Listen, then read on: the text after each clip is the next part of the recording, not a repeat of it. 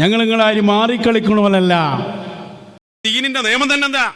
കറാമത്തും ഫളായിലുമാണ് പറയുന്നതെങ്കിൽ ആ പറഞ്ഞ ആള് വിശ്വസ്തനാണോ എന്നുകൂടി നോക്കേണ്ടതില്ല. കേട്ടാൽ പറയാമെന്നല്ലേ ഇമാം നബവി തങ്ങൾ ശറഹു മുസ്ലിമിൽ പറഞ്ഞത്. എല്ലാരും പറഞ്ഞ അങ്ങനെ തന്നെയാണ്. ഒരു വലിയന്റെ കറാമത്ത്, മടവൂർ ശൈഖുനാന്റെ കറാമത്ത് ഒരാൾ പറയുകയാണെങ്കിൽ ആ ആളെ വിശ്വസ്തനാണോ എന്ന് പോലും നോക്കേണ്ടതില്ല എന്നാണ്. ഞമ്മക്കൊരു ഏകദേശം ഒരു ധാരണ ഉണ്ടാവുമല്ലോ, മടവൂർ ശൈഖുനാനെ കുറിച്ച് അങ്ങനെ ആരും കളവ് പറയൂല, അതേ അതിൽ ആവശ്യമുള്ളൂ. അതുകൊണ്ടാണ് ദഈഫായതും ബലഹീനമായ അഭിപ്രായങ്ങളൊക്കെ ചരിത്രം പറയുന്നിടത്ത്, ഒരു മഹാന്റെ പവർ പറയുന്നിടത്ത് സ്വീകരിക്കുമെന്നത് ഈ ഉമ്മത്തിന്റെ ഇജ്മാ ആണ്.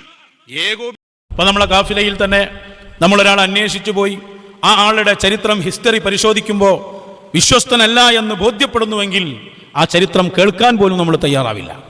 ഇനി അഥവാ വീഡിയോ ചെയ്തുവെങ്കിലും അത് പബ്ലിഷ് ചെയ്യാൻ നമ്മൾ തയ്യാറാകൂല. ഒരു വലിയന്റെ കറാമത്ത്, മടവൂർ ശൈഖുനാന്റെ കറാമത്ത് ഒരാൾ പറയുകയാണെങ്കിൽ ആ ആളെ വിശ്വസ്തനാണോ എന്ന് പോലും നോക്കേണ്ടതില്ല എന്നാണ്. വിശ്വസ്തനല്ല എന്ന് ബോധ്യപ്പെടുന്നുവെങ്കിൽ ആ ചരിത്രം കേൾക്കാൻ പോലും നമ്മൾ തയ്യാറാവില്ല. ഇനി അഥവാ വീഡിയോ ചെയ്തു.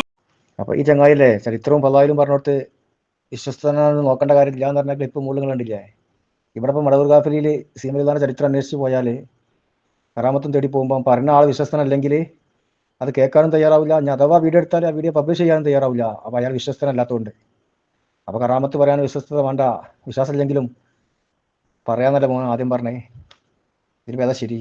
നിങ്ങളൊന്ന് ആലോചിച്ച് നോക്കി. കുതിരവട്ടത്ത് കൊടുക്കൂല, ആ ജാതി വർത്താനം പറയണ്ടേ.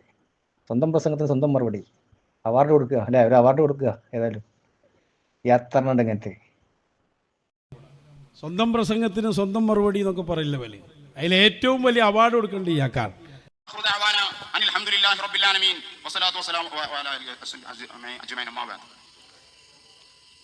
ചൂടായിട്ട് നമുക്ക് പറയാൻ അങ്ങോട്ട് പോവാണ്.